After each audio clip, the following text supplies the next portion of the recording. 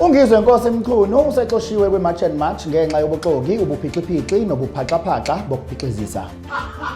Siya ngokuphela isineke sokuncenga abantu ukuthi ababuyele emazweni abo bengenayo ngisho imvume noma amaphepha abagunyaza ukuthi babe kuleli, kusho induna yensizwa zasehostela. Kanti umculi wasePort Shepstone uSiphamandla odume ngelika Red Bear uhlela indumezulu yomcimbi wokubungaza usuku lokuzalwa kwakhe ngomhla ka-8 ku-August. SA News with TK Zuma. Sinibingelele sinamukele endabeni ze-SA News no-TK Zuma, sanibonani.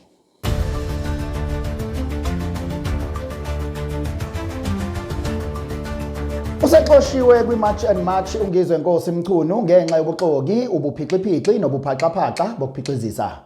UMacingwane uxoshwa nje kwi-March and March kusolakala uyazi ngangeke ngayisho lento ngathi Ungizwe unama seasons.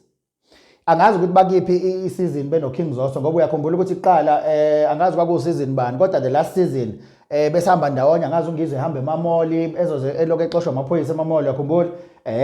angazi ukuthi kwenze kanjani but ukuze sibone ukuthi isizini yayisiphelile kwasekuxabana ubendle sekuphixizwe kwayinto ongayazi noZoso engasafuni lutho ngongizwe nongizwe engasafuni lutho ngoZoso sibuyelene ke manje ku season 2 mayise eseqedile Ungizwe imission ese-accomplishile ngoba isizini nesizini Ungizwe meke wajoyina iqembu le noma igroup ethile wambona nje ebhizi nomshungo othile kuleyo season kune mission ekufanele ay-accomplish and uzobona kanjani ukuthi use-accomplishile imission uzobona ngoba sekuxovekile kwaxabana ubendle kwayinto ongayazi bese lihamba icuna likabe lisasho lutho futhi kusala kushunqe ngemuva leyo group entsha akhumbula esuka koZoso wayebhizi noGwajo wenakho production wayebhizi noGwajo bendiza beya ko Cape Town beteta ama-flag uyabona nje kumnandi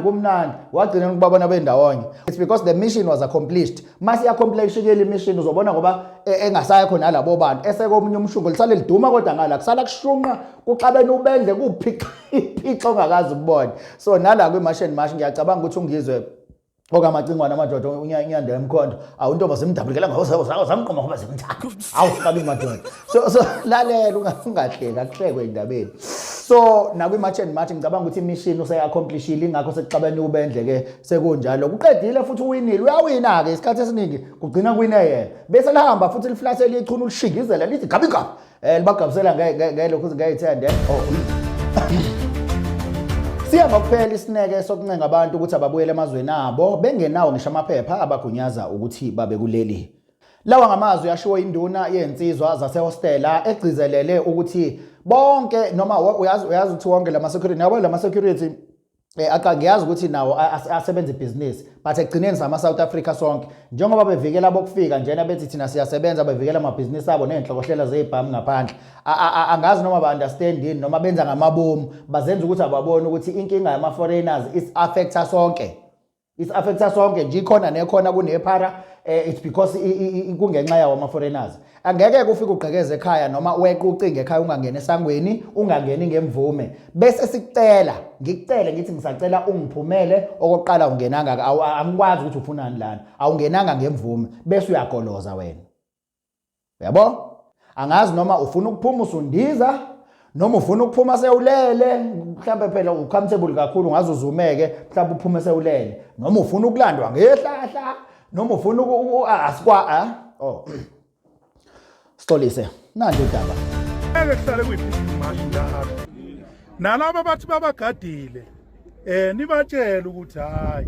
bazohamba nabo ekugcineni kukhona laso baqonda khona ngqo even nawo amaphoyisa hayi laba nje okuthiwa ama-security aqashiwe la ukuthi ahola ngabo bazohamba nabo thina sibesathi igazi ngiyinto esingayisazi hayi ukuhlonipha nje sisahlonipho kwamanje kodwa kuzofika la singasahloniphi khona ngithi mphakathi bambana.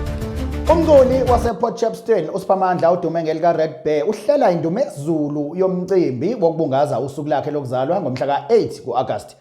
Ucela bonke abantu basePort Shepstone namaphethelo ugudle njalo uzuyofika ezansi enhla nangezansi yonke indawo uyazi lo mcimbi kuyobe ngikhona ke nami lapho mhla ka-8 ku-August baningi kakhulu abaculi abayobe bekhona labayana uzobe bungaza usuku lakhe lokuzalwa and Mphakathi wasePort Shepstone namaphethelo sinethulela iRed Bear Birthday Celebration ngomhla ka-8 ku-August eCity's car wash and shisa nyama ngomhla ka-8 ku-August kusukela ngo-6 ntambama kuze kube late. Amathikithi kungenwa ngo-40 rand nje kuphela kodwa after 9 kuyoba seku-50 rand 250 i-VIP. Asihlangane khona Red Bear birthday celebration, asihlangane khona.